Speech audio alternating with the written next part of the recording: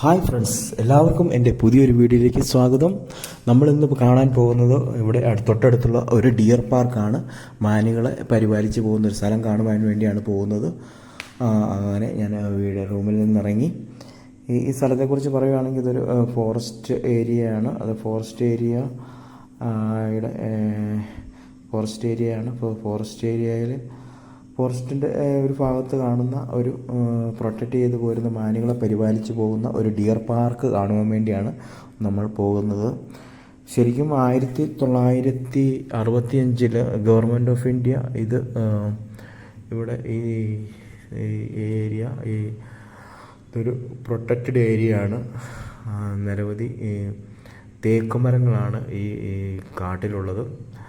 അതുപോലെ തന്നെ ബാമ്പുവും കാണാൻ സാധിക്കും. പക്ഷേ ബാമ്പു വളരെ കുറവാണ്. തേക്കാണ് നമുക്ക് കൂടുതലായിട്ടും കാണുവാൻ സാധിക്കുന്നത്. പിന്നീട് 2012 ഗവൺമെൻറ് ഓഫ് ഇന്ത്യ ഡിക്ലെയർ ചെയ്ത് ഇതിൻ്റെ ഒരു പ്രത്യേക ഭാഗം, ഈ ഫോറസ്റ്റിൻ്റെ ഒരു പ്രത്യേക ഭാഗം ടൈഗർ റിസർവ്ഡ് ഏരിയ ആക്കി മാറ്റിയിട്ടുണ്ട്. കവ്വാൽ എന്നാണ് ആ സ്ഥലത്തിൻ്റെ പേര്. സോ നമ്മൾ അങ്ങോട്ടല്ല പോകുന്നത്, എങ്കിലും ഈ ഡിയർ പാർക്ക് എന്ന് പറഞ്ഞ ഒരു സ്ഥലത്തേക്കാണ് നമ്മൾ പോകുന്നത്. ഡിയർ പാർക്ക് കാണുവാനാണ് പോകുന്നത്. പിന്നെ ഇവിടെ നിരവധി വൈൽഡ് ആനിമൽസ് ഉണ്ട്. ടൈഗറുണ്ട്, അതുപോലെ തന്നെ പുലി, കരടി എന്ന് പറഞ്ഞാൽ വൈൽഡ് ആനിമൽസ്, അഗ്രസീവ് ആയിട്ടുള്ള ആനിമൽസുകളൊക്കെ ഉണ്ട്. പക്ഷേ ഇതൊക്കെ ഉള്ളിലോട്ട് കോർ ഏരിയയിലേക്ക് പോയി കഴിഞ്ഞെങ്കിൽ മാത്രമേ നമുക്ക് കാണുവാൻ സാധിക്കുകയുള്ളൂ. ഇങ്ങോട്ടൊന്നും പുറത്തേക്ക് വരാറില്ല അത്. സോ ഇവിടെ അതുപോലെ തന്നെ റൈഡൊക്കെ ഉണ്ട്. ഉള്ളിലോട്ട് പോകാനുള്ള ടൂറിസം പരിപാടികളൊക്കെ ഉണ്ട്. വരും ദിവസങ്ങൾ അതിനെക്കുറിച്ചുള്ളൊരു വീഡിയോ ചെയ്യണമെന്നൊക്കെ ആഗ്രഹമുണ്ട്. എന്തായാലും നമ്മളിപ്പോൾ കാണാൻ പോകുന്നു ടൈഗറല്ല, ഡിയർ പാർക്ക് കാണാൻ വേണ്ടിയാണ്. മാനുകളെ പരിപാലിച്ച് പോകുന്ന ഒരു സ്ഥലം കാണുവാനാണ് പോകുന്നത്. എന്തായാലും നമ്മൾ നേരെ റോഡിലേക്ക് ഇറങ്ങുകയാണ്. റോഡിൽ കാണാൻ സാധിക്കുന്നത് നമ്മുടെ നാട്ടിലെ പോലെ റോഡിൻ്റെ സൈഡിലൊന്നും ഫുട്പാത്തുകളൊന്നുമില്ല. അതുപോലെ ടൈൽസുകളൊന്നും കടകളുടെ മുമ്പിൽ ഇട്ടിട്ടില്ല. അതുകൊണ്ട് സമ്മർ ആകുമ്പോഴത്തേനും വണ്ടികളൊക്കെ കടന്നു പോകുമ്പോൾ പൊടിയൊക്കെ അടിക്കുന്നുണ്ട്. സോ രണ്ട് ഭാഗത്തും ഫുട്പാത്തൊക്കെ പിടിപ്പിക്കുകയാണെങ്കിൽ ഓക്കെയാണ്. പക്ഷേ നിങ്ങൾക്കിപ്പോൾ കാണാൻ സാധിക്കുന്ന ഈ റോഡിൻ്റെ സൈഡിൽ നിന്ന് ആൾക്കാർ പച്ചക്കറികളൊക്കെ വിൽക്കുന്നുണ്ട്. അതൊക്കെ അവരുടെ കൃഷിഭൂമിയിൽ ഉൽപ്പാദിപ്പിക്കുന്നതാണ്. നല്ല ക്വാളിറ്റിയുള്ള നല്ല വില കുറച്ച് നമുക്ക് ഇവിടെ നിന്ന് മേടിക്കാൻ സാധിക്കും. പച്ചക്കറികൾക്കൊക്കെ വളരെ വിലക്കുറവാണ്. റോഡിനെ കുറിച്ച് പറയാൻ, റോഡ് ഇങ്ങനെ നീണ്ടു നിവർന്ന് കിടക്കുകയാണ്. റോഡ് നാട്ടിലെ പോലെ വലിയ വളവോ തിരിവോ കയറ്റമോ ഒന്നുമില്ല. അതുകൊണ്ട് 250 കിലോമീറ്റർ യാത്ര ചെയ്തെങ്കിൽ പോലും വലിയ ക്ഷീണമൊന്നും വരില്ല.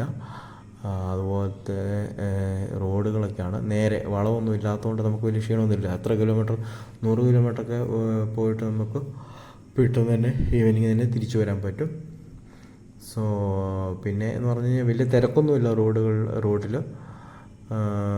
ബസ് മെയിനായിട്ട് നമ്മുടെ നാട്ടിലെ പോലെ പ്രൈവറ്റ് ബസ്സുകളൊന്നും ഇവിടെയില്ല. മെയിനായിട്ട് എല്ലാവരും RTC ബസ്, അതുപോലെ തന്നെ ഓട്ടോറിക്ഷ, ജീപ്പൊക്കെയാണ് ഉപയോഗിക്കുന്നത്. സോ കിടലിനൊരു ഈവനിങ് ആയിട്ട് എനിക്ക് ഫീൽ ചെയ്യുന്നുണ്ട്. ഈവനിങ് എപ്പോഴും വളരെ ബ്യൂട്ടിഫുള്ളായിട്ട് റൈഡ് പോകാനൊക്കെ എനിക്ക് വളരെ ഇഷ്ടമാണ്. പിന്നെ നമ്മൾ ആ പാർക്കിലേക്ക് പോകുന്നതിന് തൊട്ട് മുമ്പായിട്ട് തന്നെ എനിക്ക് ചെറുതായിട്ട് വിശക്കുന്നുണ്ട്. നാട്ടിലൊക്കെ തട്ടുകടയിൽ എപ്പോഴും ഈവനിങ് പോയതുകൊണ്ടായിരിക്കും വൈകുന്നേരം ആകുമ്പം വിശപ്പ് വരുന്നുണ്ട്. സോ അതുകൊണ്ട് ഇവിടെ തൊട്ടടുത്തുള്ള റെസ്റ്റോറൻറ്റിൽ കയറി നമുക്ക് എന്തെങ്കിലും കഴിച്ചിട്ട് പോകണം. സോ ഈവനിങ് വളരെ കണ്ണെത്താ ദൂരത്തേക്ക് ഇങ്ങനെ കാണുന്നുണ്ട്. 7:30 ആയെങ്കിൽ പോലും ഇവിടെ സമ്മറിൽ ഇരുട്ടൊന്നും ആയില്ല. നല്ലൊരു വൈബായിട്ട് കാണുവാൻ എനിക്ക് സാധിക്കുന്നുണ്ട്. ഓക്കെ, സോ നമുക്ക് നമ്മുടെ ഭക്ഷണം കഴിക്കാനുള്ള റെസ്റ്റോറൻറ്റ് എത്തി. ഇത് തൊട്ടടുത്ത് തന്നെ, ഈ പാലം കഴിഞ്ഞ് കഴിഞ്ഞാൽ നമുക്ക് ഡിയർ പാർക്ക് കാണുവാൻ സാധിക്കും. ഞാൻ നേരെ റെസ്റ്റോറൻറ്റിലേക്ക് കയറിയാണ്. റെസ്റ്റോറൻറ്റിൻ്റെ മുകളിൽ ഒരു ജിമ്മുണ്ട്. ജിമ്മിൽ വർക്കൗട്ട് ചെയ്ത് വരുന്നവർക്ക് ഭക്ഷണം വിശക്കുമ്പോൾ താഴെ ഒന്ന് കഴിക്കാൻ. സോ താഴെ റെസ്റ്റോറൻറ്റും മുകളിൽ ജിമ്മും നല്ലൊരു കൺസെപ്റ്റാണ്, ഒരു ഐഡിയ ആണ്. ഓക്കെ, എന്തായാലും നമുക്ക് ഉള്ളിലോട്ട് കയറി ഞാൻ ഒരു ബിരിയാണിയാണ് ഓർഡർ ചെയ്തത്. സോ വെയിറ്റ് ചെയ്യുന്ന ബിരിയാണി വന്നു. സിംഗിൾ ബിരിയാണിയാണ്. ആണെന്ന് തോന്നുന്നു. കാരണം എന്നാ വെച്ചാൽ ഇതിനു മുമ്പ് ഞാൻ മുമ്പ് ബിരിയാണി അത് കഴിച്ചപ്പോൾ എനിക്ക് മൊത്തം കഴിക്കാൻ പറ്റില്ല. അതുകൊണ്ട് അത്രയും വേണ്ട എന്ന് പറഞ്ഞപ്പോൾ പുള്ളി വേറൊരു സിംഗിൾ ബിരിയാണി ആണെന്ന് തോന്നുന്നു. എന്തായാലും കഴിച്ചു. സൂപ്പർ ബിരിയാണി. ഹൈദരാബാദ് ദം ബിരിയാണി വളരെ ഫേമസ് ആണ് ഇന്ത്യയിലെ തന്നെ. അത് കഴിച്ചിട്ട് നേരെ യാത്ര തുടർന്നു. അങ്ങനെ ഞാൻ ഈ ബ്രിഡ്ജ് കവർ ചെയ്ത്, ബ്രിഡ്ജ് ഓപ്പോസിറ്റാണ് നമ്മൾ പറയുന്നത് ഡിയർ പാർക്കുള്ളത്. ഡിയർ അവിടെ ഉണ്ടോ എന്ന് ചില സമയങ്ങളിലൊക്കെ നമുക്ക് ഡിയറിനെ കാണുവാൻ സാധിക്കുള്ളൂ. എന്തായാലും ഒരു മ്ലാവാണെന്ന് തോന്നുന്നു. ഡിയർ അതിൻ്റെ പുറയിലുണ്ട് കേട്ടോ. ഡിയർ ഇഷ്ടംമാതിരി പുറയിലുണ്ട്. ഇത് പ്രൊട്ടക്റ്റ് ചെയ്തേക്കുന്നതാണ്. കമ്പി വേലികളൊക്കെ കെട്ടി ഫോറസ്റ്റ് ഇത് പ്രൊട്ടക്റ്റ് ചെയ്ത് വെച്ചേക്കുവാണ്. 2 കമ്പികളുണ്ട്. ഒരു കമ്പി മുമ്പിലും അതിൻ്റെ പുറയിലായിട്ടുണ്ട്. ഭക്ഷണമൊക്കെ എറിഞ്ഞു കൊടുക്കാതിരിക്കാൻ വേണ്ടിയായിരിക്കും. ഇവിടെ ഒരു സെക്യൂരിറ്റി ഉണ്ട്. സെക്യൂരിറ്റി 1 രൂപ പോലും മേടിക്കാതെ പുള്ളി രാവിലെ മുതൽ വൈകുന്നേരം വരെ നല്ലപോലെ ആത്മാർത്ഥമായ ഡ്യൂട്ടി ചെയ്യുന്നുണ്ട്. പുള്ളീനെ കാണുമ്പോൾ ശരിക്കും ഒരു സെക്യൂരിറ്റി ആയിട്ട് തന്നെ പുള്ളി ഒത്ത സൈഡിൽ തന്നെയാണ് ഇരിക്കുന്നത്. കാഴ്ചക്കാർക്ക് യാതൊരു പ്രശ്നം ഉണ്ടാക്കാതിരിക്കാനായിരിക്കും. പുള്ളി ഇങ്ങനെ ഇടയ്ക്കിടയ്ക്ക് താഴോട്ട് നോക്കുന്നുണ്ട്. ഇത്രയും ആത്മാർത്ഥ ജോലി ചെയ്യുന്ന ഒരു ഗോരങ്ങനെ ഞാൻ എൻ്റെ ജീവിതത്തിൽ ഇന്നുവരെ കണ്ടിട്ടില്ല. അവിടെ ഡിയർ റീഹാബിലിറ്റേഷൻ സെൻറ്റർ കവ്വാൽ എന്നാണ് അറിയപ്പെടുന്നത്. നിങ്ങൾ ഗൂഗിൾ അടിച്ച് നോക്കിയാൽ അറിയാം. വളരെ പ്രശസ്തമായ ഒരു സ്ഥലമാണ് തെലങ്കാനയിലെ. ടൈഗർ റിസർവ്ഡ് ഏരിയയാണ്. സോ ഇതാണ് റോഡ്. വൈകുന്നേരങ്ങളിൽ ആൾക്കാരൊക്കെ ഒത്തിരി വന്ന് ഇവിടെ വന്ന് ഫോട്ടോ ഒക്കെ എടുക്കാറുണ്ട്. പക്ഷേ നിർഭാഗ്യവശാൽ നമുക്ക് ഒരു മാനിനെ കാണാൻ പറ്റുന്നുണ്ട്, പക്ഷേ അത്ര സൂം ചെയ്യാൻ പറ്റുന്നില്ല. ഈ പുള്ളി ഭയങ്കര കലിക്കുന്നുണ്ട്. നമുക്ക് കുറച്ചിച്ചിരി മാറി നിന്നേക്കാം. ഇവൻ ഭയങ്കര ആത്മാർത്ഥതയുള്ള ജോലിക്കാരനാണ്. സോ നമ്മൾ ഉദ്ദേശിച്ച പോലെ ഇന്ന് വളരെ നിരാശനായിട്ടാണ് മടങ്ങേണ്ടി വരുന്നത്. എന്തായാലും നമുക്ക് ഒന്നുകൂടെ ഒരു റൗണ്ട് വെച്ച് നോക്കാം. നമ്മുടെ സമയം കറക്റ്റല്ലായിരുന്നു. സോ നമുക്കൊരു മ്ലാവിനെ മാത്രമേ കാണുവാൻ സാധിച്ചുള്ളൂ. സോ അതുകൊണ്ട് നമുക്ക് തിരിച്ച് പോകാം. ഓക്കെ, ഇനി വേറെ ദിവസം നമുക്ക് വന്ന് ഡിയറിനെ കാണാം. ഓക്കെ. സോ വഴി നീളെ കുരങ്ങന്മാരിരിപ്പുണ്ട്. ഇവന്മാർ ഭയങ്കര, നമ്മൾ ഭക്ഷണം കൊടുത്തു കഴിഞ്ഞാൽ അറ്റാക്ക് ചെയ്യും. അറ്റാക്ക് എന്ന് പറഞ്ഞാൽ ഭക്ഷണം മേടിക്കാൻ വേണ്ടി വരുന്നവരാണ്.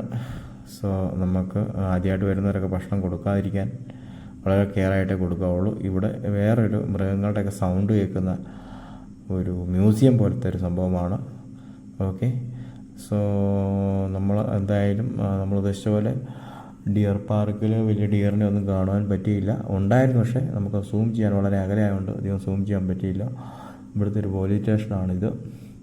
എന്തായാലും വണ്ടി അവിടെ സ്റ്റാർട്ട് ചെയ്തപ്പോൾ ചെറിയൊരു സ്റ്റാർട്ടിങ് പ്രോബ്ലം ഉണ്ട്. അതുകൊണ്ട് നേരെ നമ്മൾ വർക്ക്ഷോപ്പിൽ ചെന്നപ്പോൾ കാര്യം ഞാൻ ചോദിച്ചു കഴിഞ്ഞാൽ, ഞാൻ വിചാരിച്ചു ലൈറ്റ് മൊത്തം ഫുൾ ടൈം കത്തി കിടക്കുന്നുണ്ടായിരിക്കും. പക്ഷേ അതല്ലായിരുന്നു, ബാറ്ററി ഡൗൺ ആയതാണെന്ന് വിചാരിച്ചു. പക്ഷേ അങ്ങനെയല്ലായിരുന്നു. ശരിക്കും എന്താണ് കുഴപ്പമെന്ന് ചോദിച്ചു കഴിഞ്ഞാൽ, നമ്മുടെ സെൽഫിനകത്ത് ഒരു കാർബൺ ഉണ്ട്. ആ കാർബൺ മാറ്റി കഴിഞ്ഞ് കഴിഞ്ഞാൽ നമ്മുടെ വണ്ടി സ്റ്റാർട്ടാകും.